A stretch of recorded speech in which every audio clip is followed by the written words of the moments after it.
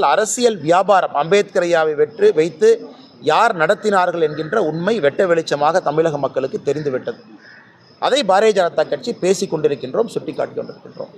இதை தாண்டி உங்களுக்கு கேள்வி இருந்தால் கேளுங்கன்னா பதில். விருதுநகரில் போலீசார் எஸ்எஸ்ஐ மீது தாக்குதல் நடத்தி தொடர்ச்சியாக போலீசார் மீது தாக்குதல் நடத்தி ஐயா விருதுநகரில் எஸ்எஸ்ஐ தாக்கப்பட்டிருக்காரு தொடர்ச்சியாக. இது தமிழகத்தில் நேற்று கூட நம்முடைய மாநிலத்தினுடைய துணைத் தலைவர் அண்ணன் கருநாகராஜன் அண்ணன் தலைமையில் டிஜிபியை நேற்று 3 மணிக்கு சந்தித்தாங்க. சென்னையில் ஒரு மனநலம் குன்றிய சகோதரியை கையவர்கள் மானபங்கப்படுத்தியிருக்கின்றார்கள், கற்பழித்திருக்கின்றார்கள். அவங்க மேலே நடவடிக்கை எடுக்காமல் காவல்துறை ஒரு பக்கம் சமாதானம் பேசி அனுப்பிட்டாங்க. நடவடிக்கை எடுங்கன்னு நாங்கள் கொடுத்தோம். அதே நேரத்தில் எல்லா குற்றவாளியும் கைது பண்ணுங்க. இன்னொரு பக்கம் தொடர்ந்து பாரதிய ஜனதா கட்சியினுடைய குற்றச்சாட்டு, திமுக அரசு பொறுப்பேற்ற பிறகு காவல்துறையினுடைய கையை கட்டி வச்சிருக்கிறீங்க, வேலை செய்ய விடுறதில்லை, கையவர்களுக்கு அவர்கள் மீது